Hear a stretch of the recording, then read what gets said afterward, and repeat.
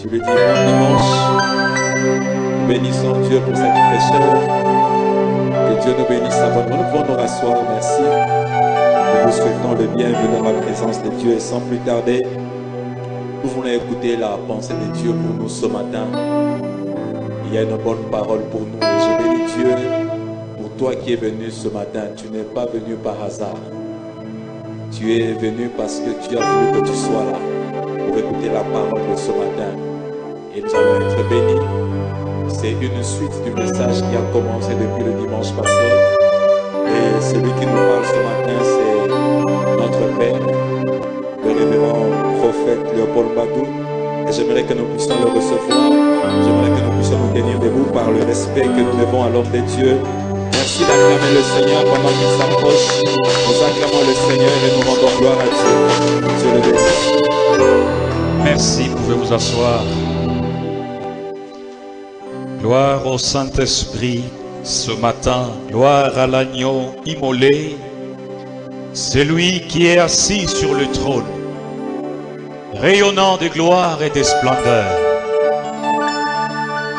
Alléluia. Entouré des 24 vieillards qui se prosternent et qui déposent leur couronne en disant Saint, Saint, Saint, Saint est l'Éternel, le Dieu tout-puissant qui est, qui était et qui vient. Alléluia. C'est toi que nous adorons, ancien des jours. Étoile brillante du matin. Alléluia. We give you praise and glory. Alléluia. Merci Seigneur. Gardons nos yeux fermés, nos têtes inclinées. Profitons de cette fraîcheur que nous offre cette matinée arrosée par la pluie pour renforcer la fibre de l'adoration à l'endroit de celui qui est assis dans les lieux élevés, dans la sainteté la plus parfaite et la plus sublime. Alléluia. Alléluia. Gloire à l'agneau. Gloire à l'agneau. Gloire à l'agneau. Gloire à l'agneau. Gloire à l'agneau. We give you praise, we give you glory. Alléluia. Alléluia. Merci Jésus. Merci Seigneur. Tu es Père ce matin. Tu es Père. Merci Seigneur.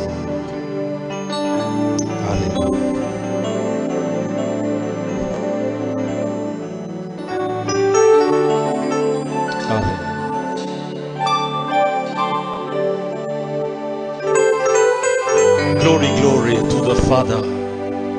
Glory, glory to the Son. Alléluia. Adore Dieu ce matin.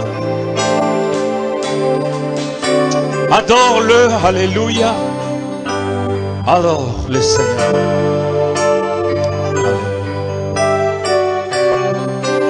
Alléluia.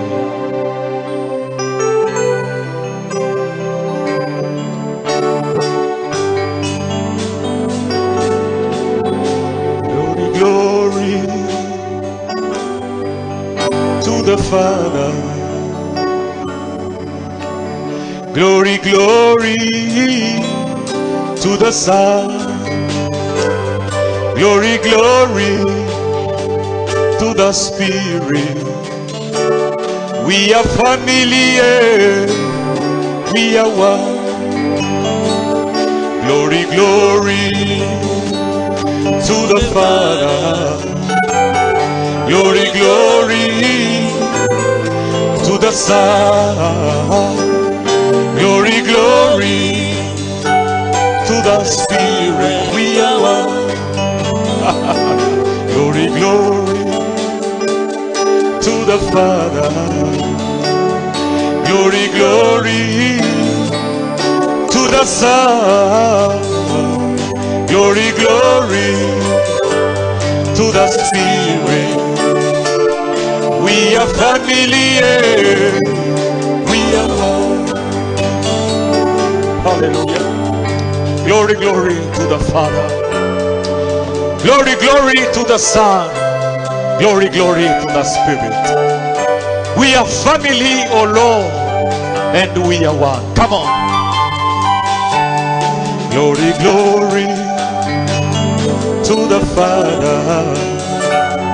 Glory, glory to the Son. Glory, glory to the Spirit. We are family, we are one. Glory, glory to the Father.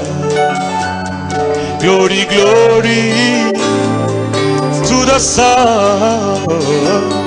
Glory, glory to the Spirit. We are family, we are one. We are family, we are family, we are one. We are family, we are family, we are one. Father, we give you praise and glory in the name of Jesus. Quelqu'un peut acclamer le Seigneur ce matin. Alléluia. Merci Seigneur. Vous avez vos Bibles ce matin. Vous êtes courageux ce matin d'être venus dans sa présence, car nombreux ne le peuvent pas à cause de la pluie. Ce matin, Dieu va certainement parler à nos cœurs comme jamais auparavant. Vous avez vos Bibles. Je vais vous proposer la lecture que je tire du livre de Matthieu. Matthieu chapitre 6e. Le dimanche passé, j'avais dit à l'assemblée que le Seigneur m'avait ramené dans une étude profonde des 8 premiers chapitres du livre de Matthieu. Le premier discours que Jésus a donné depuis la hauteur de la colline du mont des Oliviers. Nous avions eu un premier enseignement dans ces grands thèmes, l'intelligence de priorité et de l'ordre. Et les dimanches passés, nous avions parcouru le 6e chapitre et toujours, mais c'était à partir du verset 25 jusqu'au verset 34. Je n'aurai peut-être pas le temps de revenir là-dessus, mais ce matin, je commencerai ma lecture à partir du verset 9e jusqu'au verset 13e. Écoutez ce que déclarent les Écritures saintes. Jésus était en train de parler à ses disciples, il était en train de parler à la foule qui avait fait les déplacements de Jérusalem, de Capernaum, de la Galilée, pour venir écouter les paroles qui sortaient de sa bouche, car ces paroles pouvaient communiquer l'espoir que les discours religieux de pharisiens et de sadducéens ne pouvaient pas communiquer. Dans une autre version, les apôtres ont posé la question à Jésus. Ils lui ont dit, Seigneur, apprends-nous à prier comme Jean-Baptiste l'a appris à ses disciples. Mais dans le reportage de Matthieu, l'évangéliste, cette assertion ne s'y trouve pas. Le verset 9 commence par cette déclaration de Jésus. Voici comment donc vous devez prier. Notre Père qui est aux cieux, que ton nom soit sanctifié, que que ton nom soit sanctifié et que ton règne vienne, que ta volonté soit faite sur la terre comme au ciel. Donne-nous aujourd'hui notre pain quotidien. Pardonne-nous nos offenses, comme nous aussi nous pardonnons à ceux qui nous ont offensés. Ne nous induis pas en tentation, mais délivre-nous du malin. Délivre-nous du mal dans d'autres versions. Car c'est à toi qu'appartiennent dans tous les siècles le règne, la puissance et la gloire. Et les saints de Dieu disent Amen. Nous disons Amen. Frères et sœurs, ce matin, j'aimerais, par la grâce de Dieu, vous apporter ces sermons fondés sur une analyse assez profonde de cette prière appelée prière dominicale ou oraison dominicale que nous avons l'habitude de prier dans nos assemblées, dans nos églises, dans nos milieux ecclésiastiques. Nous avons l'habitude de citer cette prière, de dire cette prière que nous avions baptisée du reste le Notre Père. Ce matin, j'aimerais qu'on puisse, au-delà des habitudes, au-delà de la tradition, au-delà de la compréhension traditionnelle et communautaire que nous avons de cette prière, je voudrais que le Saint-Esprit nous aide à comprendre la manière à laquelle le Seigneur Jésus opère une sorte d'alignement des priorités. Que le Saint-Esprit ouvre nos yeux pour que nous comprenions et que nous tirions des leçons de cette prière si simple, mais à la fois si profonde. Cette prière si brève, mais profonde. Voici donc comment vous devez prier. Le Seigneur commence par dire ceci: quand vous priez, dites Notre Père qui est aux cieux, que ton nom soit sanctifié. J'aimerais m'appesantir pendant quelques instants sur ces deux mots, Notre Père. Quelqu'un dit à son voisin, Notre Père. J'aimerais t'entendre les dire très fort, Notre Père. Our Father. Frères et sœurs, plusieurs fois j'ai lu cette portion de l'Écriture, mais jamais le Seigneur n'avait ouvert mes yeux sur cette révélation que je vais échanger avec vous. Notre Père. C'est une formule assez rare lorsque vous parcourez l'Ancien Testament. Vous parcourez l'Ancien Testament, c'est une formule assez rare, utilisée dans les Écritures. Le Seigneur Jésus, dans ses premiers discours, incarne une démarche. C'est celle de venir nous révéler un Père. C'est celle de venir nous révéler notre Père. Jésus ici veut mettre un accent particulier sur un type de relation que nous devons avoir après nous être réconciliés avec Dieu. J'aimerais ici préciser que Dieu n'est pas le Père de tous. Dieu est le créateur de tous, mais Dieu n'est pas le Père de tous. Ceux qui m'entendent au loin peuvent être scandalisés par ces propos, mais j'ai raison, je vais vous le démontrer. Dieu est le créateur de tous, mais Dieu n'est pas le Père de tous. Dieu devient ton Père lorsque tu te réconcilies avec lui par la foi en Jésus-Christ. La Bible déclare dans Jean chapitre 1er, les 12 premiers versets, la Bible dit, à celui qui l'a accepté, celui qui croit en lui, il a donné le pouvoir de devenir enfant de Dieu. Mais enfant de Dieu, que celui qui a accepté Jésus-Christ comme son Seigneur, comme son Sauveur. C'est lui qui a accepté le plan de la rédemption de Dieu proposé à l'humanité. C'est celui-là qui établit et qui entre dans cette relation, dans ce type de relation de Père et du Fils. J'aimerais que nous nous comprenions très bien. J'aimerais que ceux qui m'entendent au loin, par la puissance de ces haut-parleurs, comprennent également cette affirmation. Nous sommes tous créatures de Dieu, mais nous ne sommes pas tous enfants de Dieu.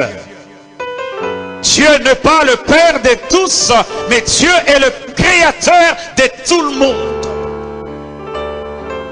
Il devient votre Père par la foi en l'œuvre rédemptrice et salvatrice de Jésus-Christ accomplie sur le bois du Calvaire.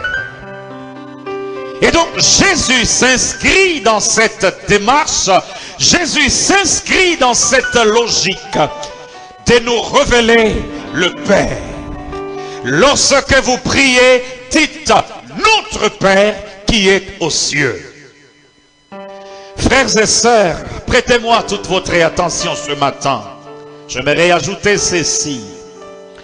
Toute notre stabilité chrétienne repose ou reposera sur la compréhension que nous avons de la paternité de Dieu. Toute notre stabilité chrétienne, toute notre vie chrétienne, frères et sœurs, est fondée sur la compréhension, la vraie compréhension que nous pouvons avoir de Dieu en tant que Père.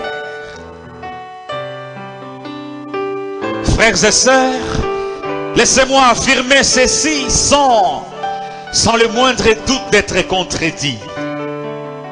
Chaque fois que vous perdez la révélation de la paternité de Dieu vis-à-vis de votre vie, de votre destinée, votre vie chrétienne vacille. Votre vie chrétienne rentre dans une zone d'instabilité. Chaque fois que vous perdez la révélation de la paternité de Dieu vis-à-vis de votre destinée, vous entrez dans une zone de doute, vous entrez dans une zone d'instabilité, dans une zone où votre foi va vaciller, dans une zone de doute, dans une zone de souffrance psychologique et spirituelle. Chaque fois que vous perdrez la révélation de la paternité de Dieu, la stabilité de notre marche chrétienne, la stabilité de notre foi est fonction de la compréhension que nous avions de la paternité de Dieu.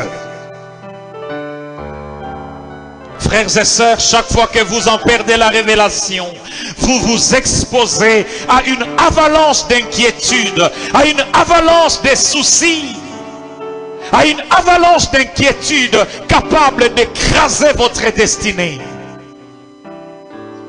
Lorsque vous priez, dites notre Père qui est aux cieux. Notre Père. Jésus dit attention. Lorsque vous rentrez dans sa présence, rentrez avec cette certitude selon laquelle que vous entrez dans la présence et dans la communion avec votre Père. Rentrez avec cette dose de fierté, cette dose de confiance et de foi à un Père omniprésent, omnipotent et omniscient. Je vais essayer de parler pendant ces prochains quarts d'heure de ces trois dimensions de notre Père. Sa toute présence, sa toute science et sa toute puissance. En d'autres termes, son omniprésence, son omniscience et son omnipotence. Je vais pendant les prochains quarts d'heure essayer de vous amener à comprendre ces trois dimensions de notre Père. Notre Père qui est dans les cieux. Notre Père qui est aux cieux. Que ton nom soit sanctifié. Que ton règne vienne. Que ta volonté soit faite sur la terre comme au ciel. Les trois premières demandes ou requêtes, eh bien, vont dans le sens d'honorer Dieu, notre Père, de le sanctifier et de le glorifier. Jésus ne vous demande pas de rentrer dans la présence de Dieu avec des lamentations en lui disant: Seigneur, tu vois ce que Pénina me fait, tu vois ce que j'endure, tu vois ce que je traverse comme situation, tu vois ce que je... Jésus dit, lorsque vous ouvrez votre bouche, dites à notre Père. Commencez d'abord à l'exalter. Commencez d'abord à reconnaître sa toute puissance, sa toute présence et sa toute science. Notre Père, notre Père. Frères et sœurs, je vais vous donner une illustration. Lorsque je disais, mon frère, venez pendant quelques instants. Lorsque je disais que toute notre vie, la stabilité de notre vie chrétienne dépend de la compréhension que nous avions de la paternité. C'est lui qui a la révélation de la paternité de Dieu. C'est celui qui représente cet homme qui peut, n'est-ce pas, se laisser aller et qu'il y a des bras. Frère, celui qui a la compréhension de la paternité de Dieu est semblable à une personne qui peut se laisser entraîner, mais derrière lui il y a quelqu'un qui le soutient. Celui qui n'a pas cette révélation, c'est celui qui peut se laisser aller et finalement s'écrouler. Et toute la chrétienté, le monde chrétien est composé de ces deux types de chrétiens. Des chrétiens qui ont la révélation de la paternité de Dieu.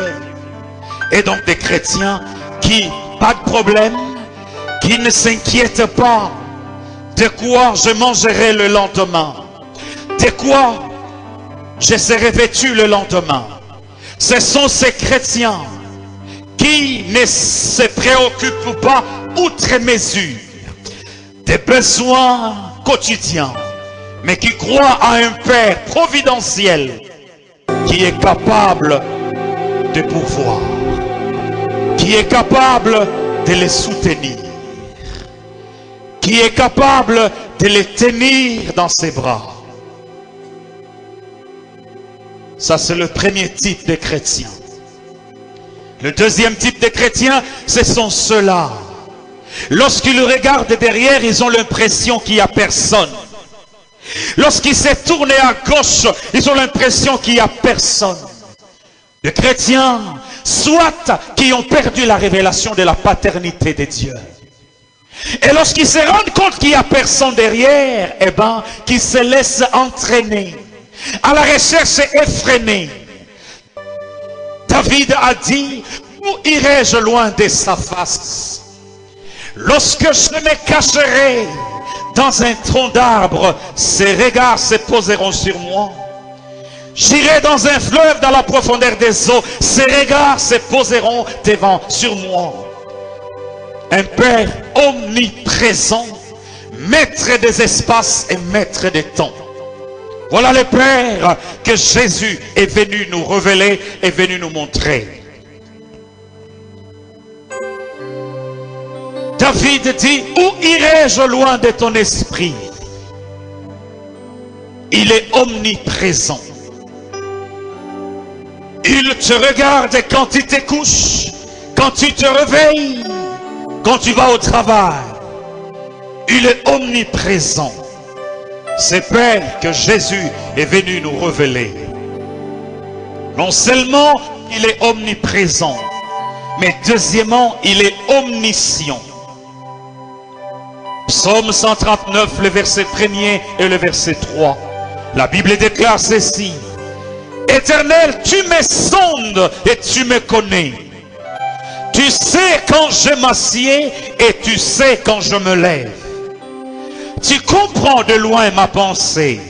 Tu sais quand je marche et quand je me couche. Et tu pénètres toutes mes voies.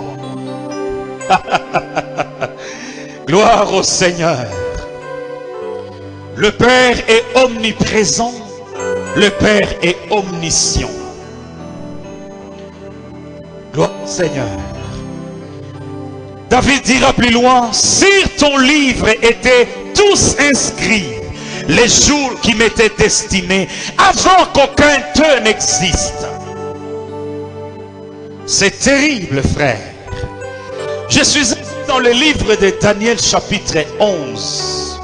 Je n'aurai pas le temps de vous lire toute la portion de cette écriture qui m'a révélé la maîtrise de Dieu sur le cours des événements mondiaux.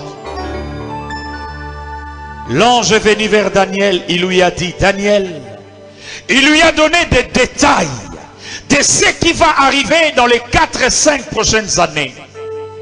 Mais la pertinence de ces détails m'a fait réfléchir sur l'omniprésence de Dieu et sur l'omniscience de Dieu. L'ange lui dit, tel roi régnera, après ce roi, un autre roi régnera, après celui-là, il sera très puissant, l'autre régnera, l'autre le détrônera. Frères et sœurs, l'histoire a interrogé, les choses se sont passées comme l'ange l'avait dit à Daniel. Laissez-moi te poser cette question. Peux-tu imaginer un seul instant quel est le domaine de ta vie qui peut échapper à la toute présence et à la toute science de Dieu? Quel est ce domaine de ta vie? Quel est ce domaine de ta destinée qui peut échapper à la toute science et à la toute présence de ce Père qui est aux cieux, mais dont le regard se promène et se pose sur les fils des hommes? Il est omniprésent, il est omniscient, mais également il est omnipotent. Potente, puissant, puissance. Et dans l'Ancien Testament, la Bible l'appelle El Shaddai. Les dieux puissants, El Shaddai. Et les Juifs dans les synagogues, tous les sabbats invoquent cette caractéristique de Dieu, El Shaddai, qui se suffit à lui-même. C'est la même connotation que nous avons dans les Grecs, Pantocrator, la toute-puissance de Dieu. Voici donc comment vous devez prier. Notre Père. Frère, quand vous dites notre Père, ayez une prise de conscience que ce n'est pas un Père humain. D'ailleurs, dans la même lancée, Jésus interpelle ses auditeurs en leur disant ceci. Qui d'entre vous, humain, père humain, à qui son enfant a demandé du pain et en retour il lui donne un serpent? Vous, en tant qu'humain, mauvais comme vous l'êtes, personne, aucun père ne peut donner à son fils un serpent lorsqu'il lui demande du pain. Mais combien à plus forte raison votre Père qui est dans les cieux? Dans une autre assertion, il attire l'attention de ses auditeurs en disant, votre Père qui est dans les cieux nourrit les oiseaux du ciel. À combien plus forte raison? Frères et sœurs, ne rendez pas nul et sans effet ces déclarations puissantes et révélatrices sur la paternité de Dieu. Tu vas vaciller dans ta foi chrétienne. Tu seras instable dans ta foi chrétienne si tu n'as pas la pleine révélation de la paternité de Dieu vis-à-vis de ta destinée et vis-à-vis de ta vie chrétienne. Reste enraciné sur cette révélation d'un Père omniscient, omnipotent et omniprésent. Un Père qui connaît quand tu te lèves, un Père qui connaît quand tu te couches, un Père qui sait quand tu sors de ta maison pour aller au travail. Alléluia. J'en veux à ces prédicateurs, j'en veux à ces enseignants des Écritures qui ont passé tout leur temps à exalter les diables, à exalter les démons, plus que l'exaltation due au Père omniscient, omnipotent et omniprésent. Déjà la nature humaine, c'est une nature fébrile. C'est une nature péreuse, la nature humaine, à cause de la sémence du péché. Mais maintenant, au lieu d'exalter le Père omniscient, omnipotent et omniprésent, on a exalté les diables, la toute-puissance du diable. On a exalté la puissance des démons. Au point où il y a des chrétiens dans nos communautés qui ont perdu la pédale et qui n'ont aucune révélation de la puissance de leur Père. Qui tremblent à tout bout de champ, qui tremblent à moindre hurlement du chat. Des chrétiens qui n'ont aucune foi à un Père omnipotent. Mais ils ont plus la foi à la présence des démons et de diables. Et ça, c'est une tragédie. C'est une grande tragédie. Et tu verras dans la vie de ces chrétiens, il n'y a aucune essence de la foi. Il n'y en a pas. Ils sont plus conscients de la présence du diable, de la présence des démons, que de la présence du Père céleste. Que Dieu vous aide, si vous êtes dans ces cas-là, à renverser la tendance et à rétablir l'équilibre des priorités. Et parfois, nous, en tant que pasteurs, nous souffrons terriblement lorsque vous êtes en face d'un tel chrétien affecté par ces virus. C'est un virus si fort, un virus si puissant qui paralyse toute émergence de la foi dans votre vie et qui renforce la peur, qui renforce la crainte.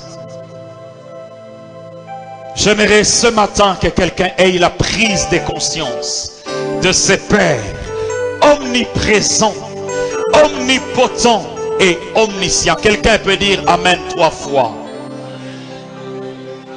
Je vais révéler le Père qui est omniprésent dans ta vie, le Père qui est omniscient dans ta vie, le Père qui est omnipotent. Quelqu'un peut dire Amen. Quand vous entrez dans sa présence, frère, Jésus ne dit pas de commencer. Non, non. Exalte d'abord le Père. Élève le Père. Donne-lui l'honneur et la gloire qui sont dus à sa notoriété et à sa personne.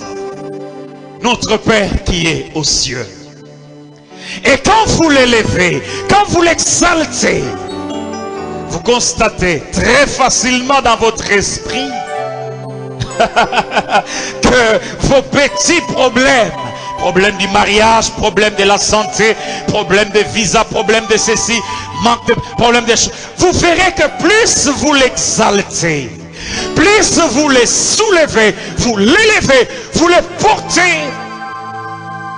par les mains d'adoration et par les paroles d'adoration de vos lèvres, plus vous sentez la petitesse de votre problème, la petitesse de votre difficulté. N'ayez pas la tendance d'exalter vos difficultés. Vous allez diminuer la puissance de Dieu. Ce sont des réalités spirituelles qu'il faut comprendre. Avançons et progressons. Première assertion, notre Père qui est dans les cieux. Deuxième assertion, que ton nom soit sanctifié. Au fait, Jésus est en train de rétablir les priorités dans notre moment de communion avec le Père, dans notre moment d'intimité avec le Père. Et cela peut s'expliquer dans la pratique. Les hommes qui sont là et ceux-là qui sont habitués à séjourner au pied du trône de notre Père, ils savent de quoi je parle. Et lorsque vous commencez dans sa présence à l'exalter, vous sentez l'écoulement d'une autre énergie divine qui vient comme une bombe pour calmer les ardeurs des inquiétudes et des soucis. Et Jésus ici établit les priorités. Ne commencez pas par vous plaindre. Seigneur, je n'ai pas de manger, je n'ai pas de nourriture. Seigneur, je n'ai pas de vêtements. Seigneur, je n'ai... Non, non, non, non, non, non, non. Jésus dit, notre Père, qui est aux cieux, que ton nom soit sanctifié. Venons-en à cette deuxième assertion. Je prophétise sur quelqu'un ce matin. Quelqu'un ce matin qui reçoit la révélation de la paternité. Et que cette révélation ne te quitte plus jamais au nom de Jésus. Chaque fois que tu rentreras dans sa présence, que tu aies la prise de conscience de son omniprésence, omnipotence et omniscience. Que cette révélation ne te quitte plus jamais. Que ça devienne comme un petit feu qui s'allumera à chaque fois que tu rentreras en contact avec le ciel. Quelqu'un dit Amen. Qu'il en soit ainsi. Et que le diable ne vienne pas extirper cette révélation de ton esprit, de ton âme et de ta conscience. Que ton nom soit sanctifié. Écoutez ceci, mesdames et messieurs. Jésus voulait simplement expliquer ceci. Après avoir notre Père, maintenant, sanctifier son nom. Sanctifier son nom. Vous savez, cette prière, nous l'avons récitée depuis l'école primaire. Je me rappelle, en 5e primaire, nous avions eu, je n'oublierai jamais le nom de ces garçons, Mujinga Tavang Pine. J'ai encore les souvenirs de ces jeunes garçons qui est venu de Kikwit. Nous étions dans la ville côtière de Mwanda. On lui demandait d'entonner la prière. Lui, au lieu de dire notre Père, il a dit notre Mère. Ce n'est qu'une parenthèse, je referme la parenthèse. En réalité, c'est une prière que nous avons l'habitude de réciter depuis l'école primaire. Et vous savez, quelque chose qui devient une habitude et une routine perd sa saveur. Perd sa saveur spirituelle, naturellement. C'est pourquoi le Saint-Esprit n'est jamais dans les routines, dans la routine rituelle. C'est pourquoi j'aime même dans la modération qu'il y ait des variations. Qu'il y ait des variations. Que nous ne puissions pas nous habituer à un seul rituel. Ça fatigue. Dieu renouvelait la manne. À chaque jour suffit sa peine. Chaque jour il y avait une provision de la manne qui tombait du ciel. Et que le peuple devait exterminer dans la journée. À chaque jour suffit sa peine. Chaque jour Dieu a une provision. Le Père a une provision. De la même manière, aucun père n'est à l'aise lorsque dans sa maison il n'y a pas de provision pour les enfants. De cette même manière, Dieu n'est jamais à l'aise. Il sait que tu traverses des moments de turbulence, des zones sombres pour t'enseigner, mais au finish, il finit toujours par se révéler. Que ton nom soit sanctifié. La grandeur d'un nom, écoutez ceci, est fonction des œuvres accomplies. La célébration d'un nom, fonction de la célébration d'un nom est fonction de la célébrité. Notez ces déclarations. Vous avez l'habitude de ne réciter que les déclarations des hommes de Dieu. Récitez aussi ce genre de déclarations qui viennent de l'esprit et qui transitent par notre modeste autorité spirituelle. La célébration d'un nom est fonction de la célébrité. Et la célébrité est fonction du succès des œuvres accomplies. Je vais répéter cela. La grandeur des noms est fonction des œuvres accomplies. La célébration d'un nom est fonction de la célébrité. Et la célébrité est fonction des œuvres accomplies. Que ton nom soit sanctifié. Qu'est-ce que Jésus voulait nous enseigner? Qu'est-ce que Jésus voulait nous enseigner? Jésus voulait nous enseigner à considérer les œuvres de ses pères qui lui ont valu la célébrité, qui lui ont valu la renommée. Le psalmiste dit, ta renommée s'est accrue par l'accomplissement de tes promesses.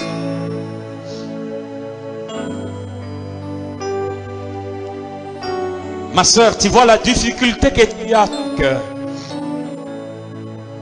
Quand tu rentres dans la présence de Dieu, tu es tellement fouetté par tes problèmes que tu perds la révélation de l'omnipuissance de Dieu. Et il n'y a pas de résultat. Il n'y a pas de résultat.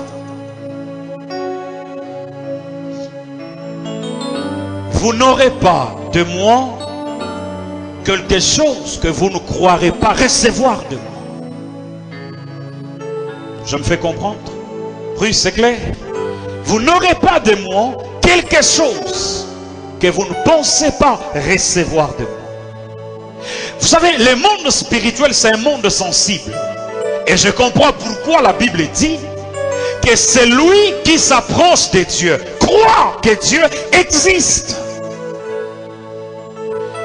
C'est pourquoi la Bible dit que tout est possible à celui qui croit. Mon Dieu. Oh, alléluia. Jean-Patrick, mets-toi derrière la batterie.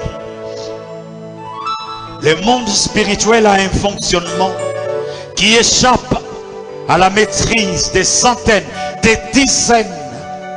Depuis que je suis rentré de l'Afrique du Sud, ma démarche, si vous pouvez le ressentir, c'est d'essayer de stabiliser la barque de votre vie sur ce qui est essentiel. Seigneur, Seigneur, que ton nom soit sanctifié, que ton nom soit mis bas à cause de tes œuvres. Nous voyons comment les gens suivent de personnalités politiques, exaltent de personnalités des stars de Hollywood, des stars de showbiz. Comment les gens les exaltent et les célèbrent. Jésus dit, sanctifiez le nom du Père. Que son nom soit sanctifié. Et Malachie chapitre 1er. Oh, alléluia.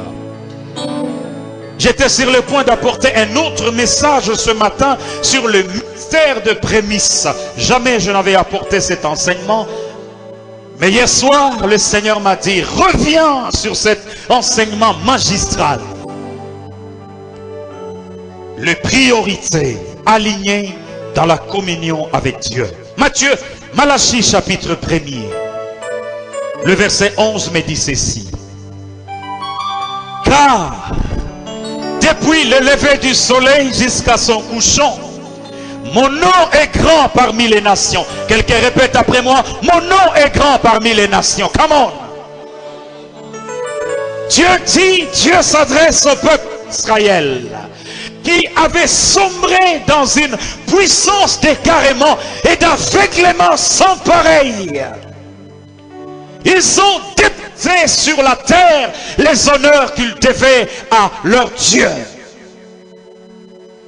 Et ils ont sombré dans la souffrance et dans les chaos.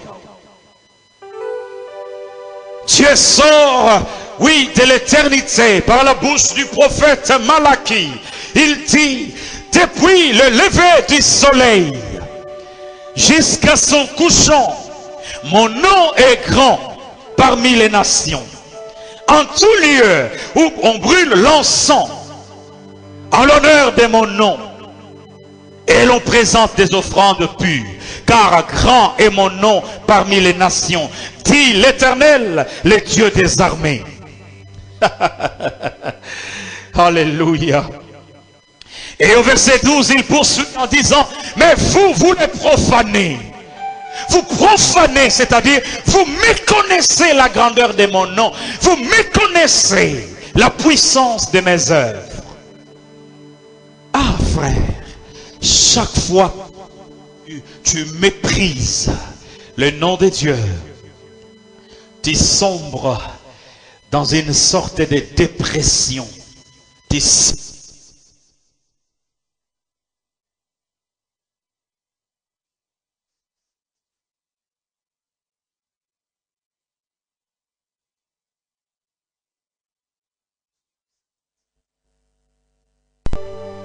Père,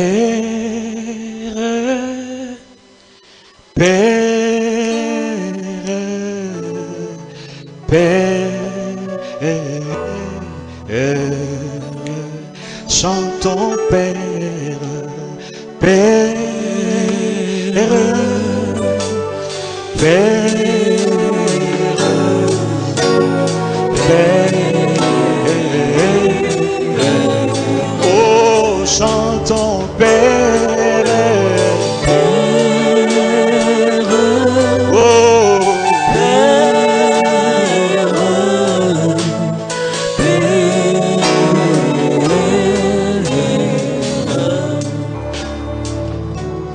considérez les œuvres de Dieu.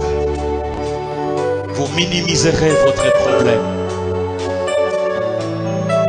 Vous minimiserez votre problème. Que ton nom soit sanctifié et que ton règne vienne. Que ton règne vienne. Maintiens ces sons, Charlie.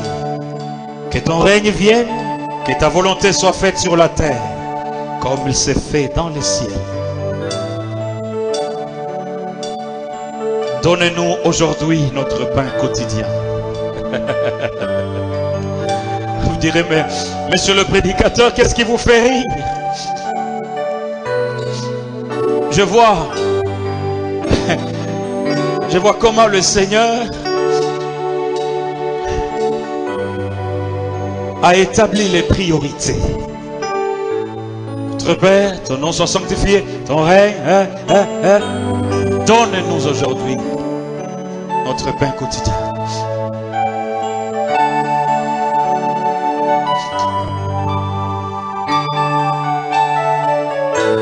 Et c'est dans la suite que le Seigneur révèle, apporte quelques éléments sur ce qu'il a dit. Donne-nous aujourd'hui notre pain quotidien. Donne-nous aujourd'hui la provision qu'il faut pour avancer dans notre destinée. De la même manière que tu donnes de la provision à cette plante pour que la plante grandisse. Donne-nous aujourd'hui notre pain. Vous voyez, le besoin physique, les besoins quotidiens viennent après.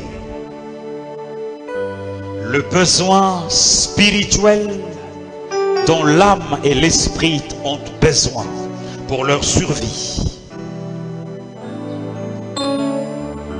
et qui découle de l'exaltation du Père, de l'adoration du Père.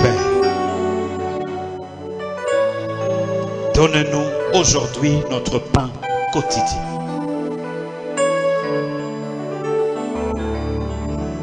Plus tard, Jésus explique, vous inquiétez pas, quoi vous mangerez, quoi vous serez vêtus. Votre Père sait, il connaît la quantité de la provision.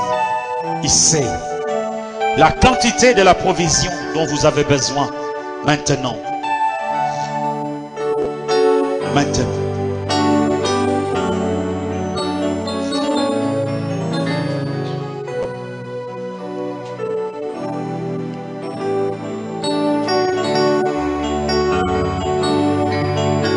Pardonne nos offenses.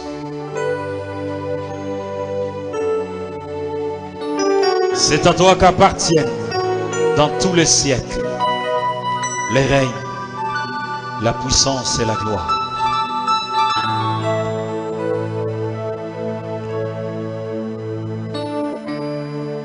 Maintenant, écoutez ceci. Le mercredi soir, je vais enseigner sur l'initiation à la foi. Lorsque j'ai dit qu'il y a des centaines, des dizaines, des milliers de chrétiens dans nos assemblées, il y a deux types de chrétiens. Il y en a qui n'ont pas la révélation de la paternité, ou si ils l'ont perdu. Les tempêtes de la vie, le vent qui souffle, ont concouru à la perte de cette révélation et ont fait qu'ils sombrent dans la dépression. Maintenant, quelle est la fibre? Quel est le pont qui nous lie au Père et par lequel la provision divine transite? C'est notre foi. Simplement notre foi. Jean-Patrick, notre foi.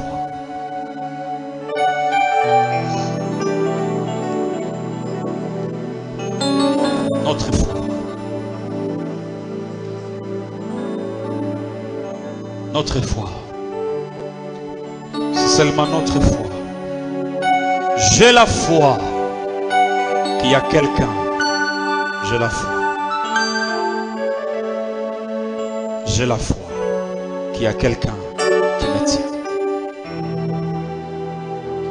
J'ai la foi.